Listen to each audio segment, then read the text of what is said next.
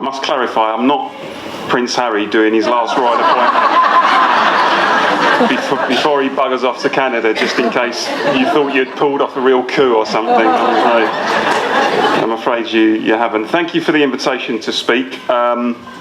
In fact, I say invitation, but it was Lucy Masood who asked me to speak, and those of you who know Lucy will know that it was less of an invitation and more of an order, to be perfectly honest, because when she asks you to do something, you're not being asked really, you're being told. Someone did actually say to me once, I've worked with Lucy for many years, someone said to me once, what's the difference between Lucy Masood and a terrorist? I said, I don't know. They said, you can negotiate with a terrorist. But seriously, the battle to defend women's sex-based rights and single-sex spaces, the battle to defend the reality of biological sex itself is a critical one, and it's one that must be won.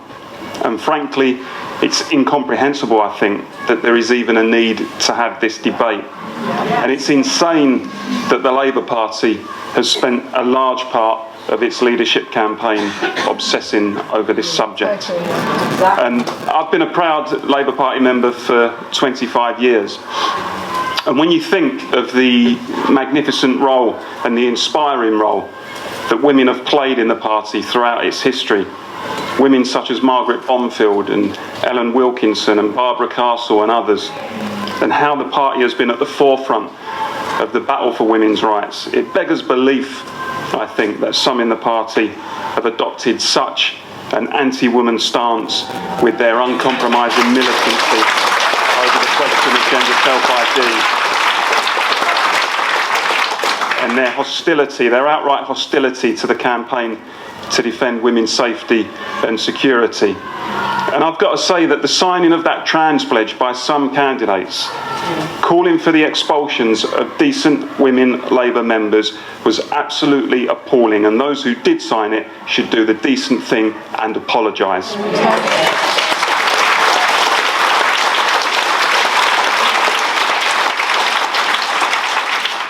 And we need more people to speak up in this campaign. In the trade union movement too, where I come from, not enough trade unionists are openly supporting this campaign.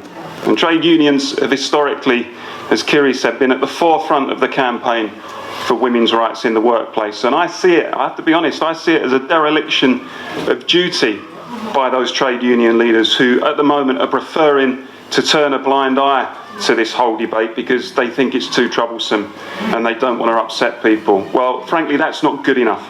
They need to show some courage, they need to be standing up, and they need to be coming to the defence of women in this debate, and they need to start doing that quickly.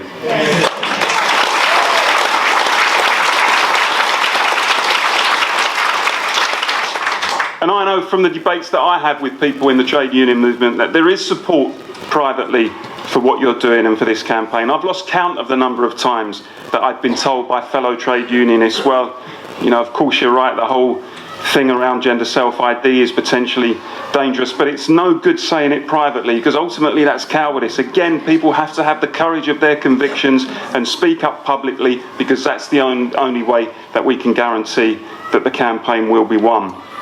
And of course it goes without saying, I'm sure everybody in the room agrees with this, that the campaign must continue to ensure that no hostility is directed at trans people themselves. In fact, as trade unionists or Labour Party members or whatever background we come from, we've got a duty to stand with anyone who suffers persecution or harassment because of how they choose to live their lives within the law.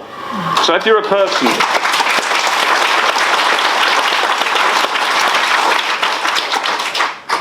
person struggling with who you are, I'll be the first person to say that we need the right support services in place to help you through.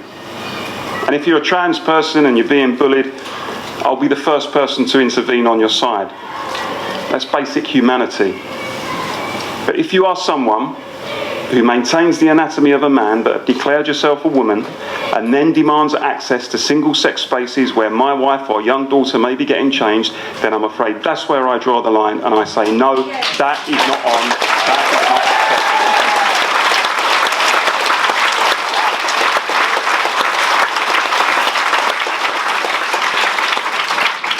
And I've been so impressed, really impressed with the way that Women's Place and LGB Alliance and Labour Women's Declaration and others have conducted themselves in this debate. They've been firm, they've been principled, but they've also been respectful. And the way that these groups have been demonised simply for stating what, until relatively recently, everyone understood, frankly, to be plain common sense, brings shame on those who have led those attacks, and they should hang their heads in shame for the things that they've said about those groups. Because the truth is that, yes, we should all try to rub along happily together in life and give people the freedom to live as they choose. But there are times in life where you have to say no, where you have to say to people, look, your demands on this are excessive, and on this occasion we are not going to give way. And it's not easy to do that when other people start throwing abuse at you, but victories are only won because people are brave enough to stand their ground. And Kiri mentioned the Match Girl strike, and my great-great-great-grandmother, a woman called Hannah Riley, worked at the Bryant and May factory in Bow in East London back in the 19th century, before the strike took place.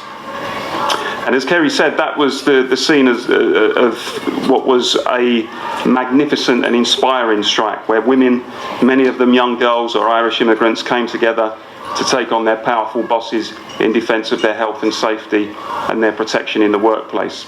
And it was a great victory. And they fought the Match Girls, and they won on behalf of women everywhere. And I think that the women leading this campaign stand in that tradition. And like the Match Girls, you fight on behalf of women everywhere, including women in my family. And that's why I stand alongside you. Stay strong, don't back down, and I know you'll win through. Thanks very much.